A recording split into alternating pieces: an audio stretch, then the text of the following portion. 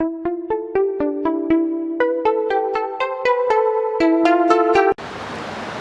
Students, आज फिर हम साथ में हैं। शिक्षा हम पढ़ रहे हैं समकालीन भारत में शिक्षा, यूनिट फर्स्ट शिक्षा पाठ से अर्थ, परिभाषाएं, प्रकृति ये हमने पढ़ ली है। अब हम शिक्षा के स्वरूप, फॉर्म्स ऑफ एजुकेशन पढ़ने जा रहे हैं। आज शिक्षा का स्वरूप कैसा होता है, प्रकृति हमने पढ़ ली। अब शिक्षा का स्वरूप देखना है कि शिक्षा का स्वरूप कैसा होता है। जैसा कि हम शुरू से पढ़ते आ रहे हैं, जीवन पर्यंत चलने वाली शिक्षा है। जन्म से हम सीखते रहते हैं, अनुभवों से हम सीखते हैं, लेकिन सीखना और सिखाना ये भी शिक्षा मानते हैं। किंतु क्या सीखा जाए, कैसे सीखा जाए, कब सीखना है, कैसे सीखना है, क्या सीखना है, ये जब हम नहीं पता कर पाते हैं, हमें पता नहीं होता है कि हमें क्या करना है, तो जब तक हम उद्देश्य या लक्ष्य निर्धारित नहीं कर पाते हैं तो हम उस लक्ष्य तक पहुंच नहीं पाते हैं। तो हमें सबसे पहले क्या करना होता है, किसी भी कार्य के लिए उद्देश्यों का निर्धारण करना पड़ता है और फिर हम उन उद्देश्यों तक पहुंचने के लिए प्लानिंग करते हैं। तो शिक्षा के संबंध में भी ऐसा ही है। जब तक हमें पता नहीं होगा कि क्या सीखना है और किस प्रकार से सीखना है, तो उस तरह से हम उसके उद्देश्यों की प्राप्ति नहीं कर पाएंगे। लेकिन जब हमारे पास एक लक्ष्य निर्धारित हो जाता है कि हमें क्या करना है, क्या नहीं करना है, तो उसके बाद हम सोचना प्रारंभ करते हैं उसी दिशा में, डायरेक्ट उसी दिशा में कि हम उस दिशा में चलना है और सीधे अपने गंतव्य स्थान पर या लक्ष्य पर पहुंचना है। तो शिक्षा के स्वरूप हमें यही बताते हैं कि हमें क्या, कैसे और कब करना है, किस प्रकार की शिक्षा हमें प्राप्त करनी है। तो शिक्षा के स्वरूप जब हम देखते हैं तो ये डायग्राम हमने यहाँ बना रखा है। इस डायग्राम के द्वारा हम पढ़ेंगे। पहला है प्रत्यक्षता से संबंधित स्वरूप। प्रत्यक्षता, शिक्षा कैसी है, प्रत्यक्ष। जैसे हमने जब अर्थ पढ़े थे तब इसको कुछ समझा था, इसके बारे में व्यापक अर्थ में शिक्षा, संकुचित अर्थ में शिक्षा, और भी बहुत सारे प्रकार हमने पढ़े थे। तो उसी तरह से इसको लिया जा सकता है, प्रत्यक्षता से संबंधित शिक्षा। इसके फिर हम दो पार्ट कर सकते हैं। इसके दो पार्ट हो गए। पहला प्रत्यक्ष शिक्षा,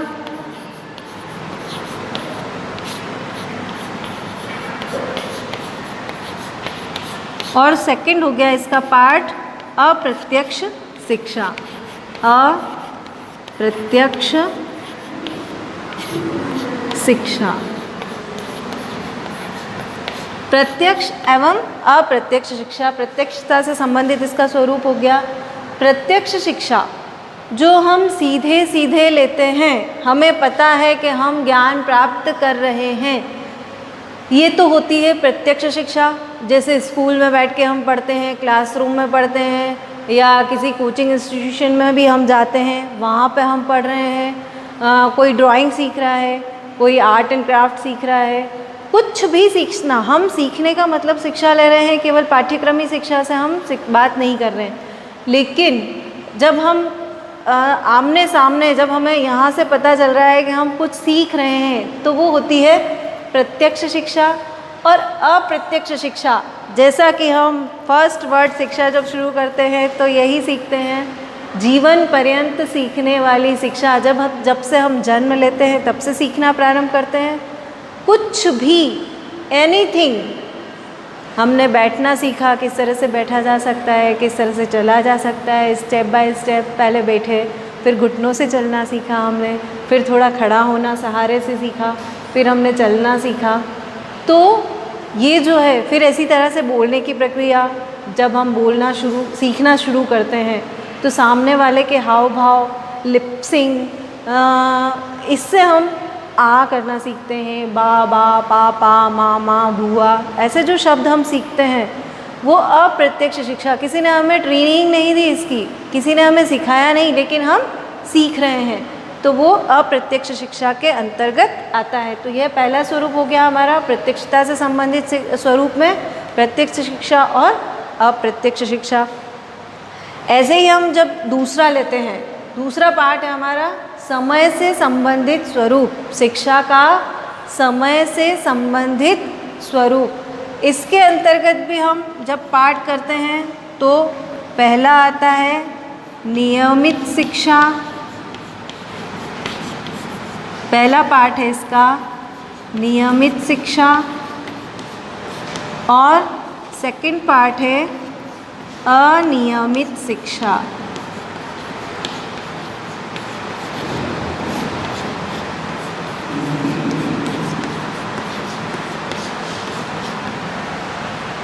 समय से संबंधित नियम में बंधकर शिक्षा प्राप्त करना नियमित शिक्षा।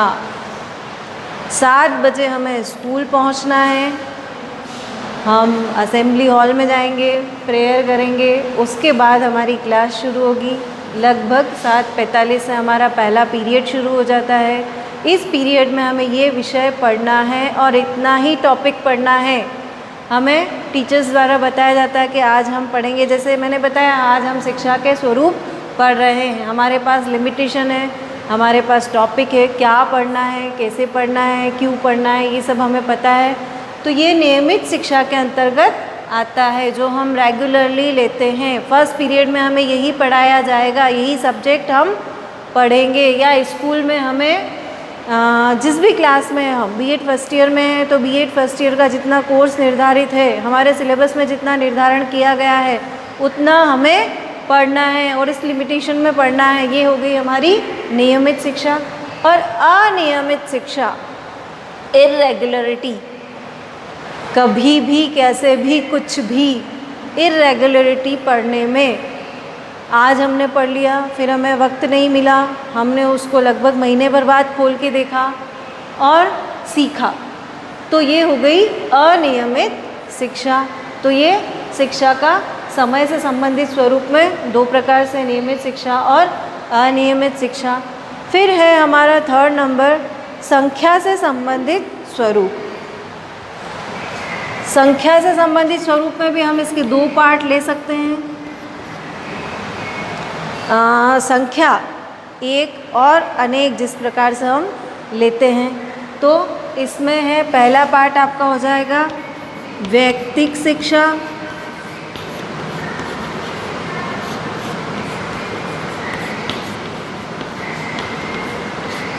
और सेकंड हो जाएगा इसका सामूहिक शिक्षा।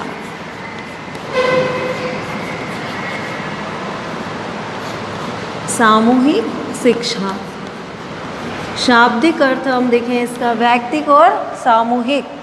वैयक्तिक मीन्स व्यक्तिगत रूप से हम कुछ सीखते हैं, अपना स्वयं का विकास करने के लिए हम कुछ सीख रहे हैं, व्यक्तिगत विकास कर रहे हैं। हम अपनी भावनाओं की अभिव्यक्ति करना सीख रहे हैं, हमारे अपने लिए हम सीख रहे हैं। इसमें हम ले सकते हैं धार्मिक शिक्षा, आध्यात्मिक शिक्षा, जो व्यक्तिगत ज्ञान हम लेते हैं अपने व्यक्तित्व को निखारने के लिए, पर्सनालिटी डेवलपमेंट जिसमें आ जाता है आपका। ये सभी प्रकार की शिक्षाएं जो है वो व्यक्तिगत शिक्षा के अंतर्गत आएगी। और सामूहिक शिक्षा जिसे हम समूह में प्राप्त करते हैं, कक्षा में बैठे हैं, किसी भी प्रकार की कक्षा हो गई, वो हम ऐसा ही नहीं कि आप पाठ्यक्रम से संबंधित स्कूल में या विद्यालय में या कॉलेज में हम बैठे हैं और सामूहिक रूप से शिक्षा प्राप्त कर रहे हैं, वह तो है ही, लेकिन कहीं भी हम समूह में शिक्षित हो रहे हैं। कोचिंग इंस्टीट्यूट है आपके, इस प्रकार से बहुत सारे इंस्टीट्यूशन में हमें शिक्षा दी जाती है, सभी प्रकार की शिक्षाएं उसमें आ गई, तो वो सामूहिक शिक्षा आपकी हो गई। तो ये हो गया आपका संख्या से संबंधित स्वरूप जिसमें व्यक्तिगत शिक्षा और सामूहिक शिक्षा। फिर है आपका संगठन से संबंधित स्वरूप, नंबर 4, संगठन से संबंधित स्वरूप। इसको हम यहाँ से मैं रब कर रही हूँ, शायद आपने नोट कर लिया होगा। तो संगठन से संबंधित स्वरूप में जब हम देखते हैं, संगठन का मतलब साथ में बंधे हुए रहना, इसके अंतर्गत आते हैं आपके दो पार्ट, वही पहला है औपचारिक शिक्षा,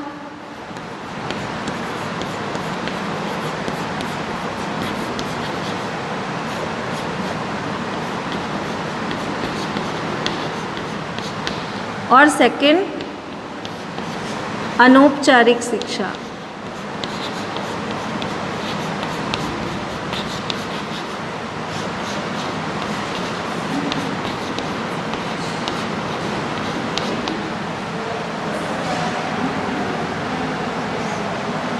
औपचारिक शिक्षा एवं अनौपचारिक शिक्षा।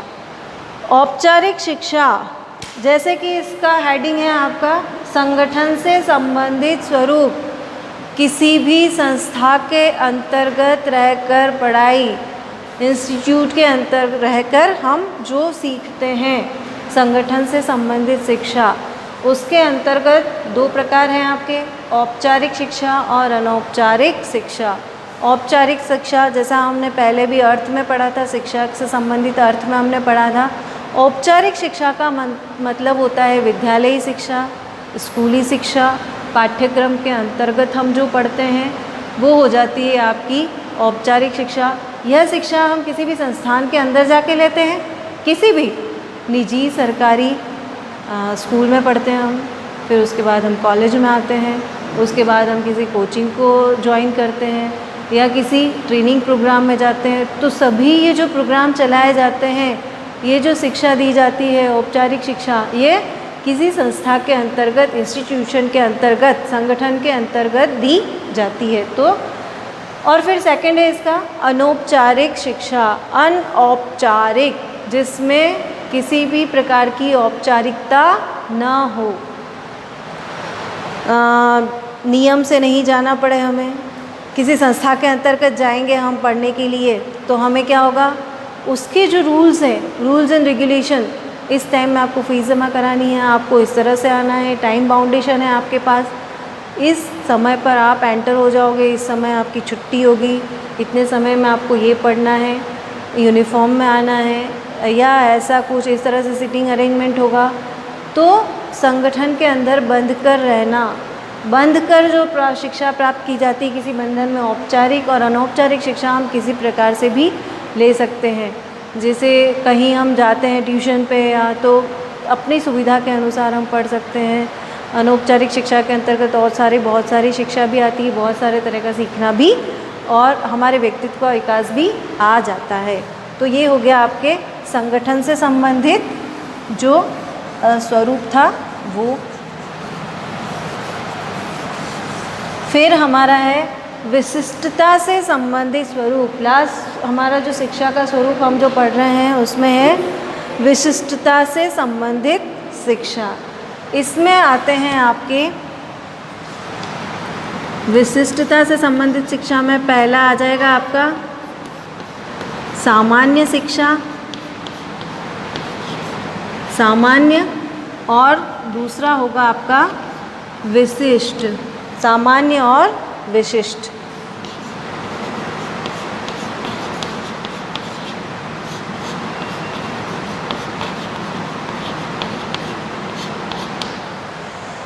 सामान्य शिक्षा जो हम सामान्य रूप से सीखते हैं, चलना, बैठना, उठना, खाना, पीना, प्राइमरी एजुकेशन, गाना सीख रहे हैं हम, बोलना सीख रहे हैं, किस तरह से बोला जाता है, वॉइस ऑफ स्पीच हमारी किस तरह से, जब कोई हकलाता है तो उसे अच्छी तरह से बोलना सिखाया जाता है, इस शब्द पर हम अटकते हैं।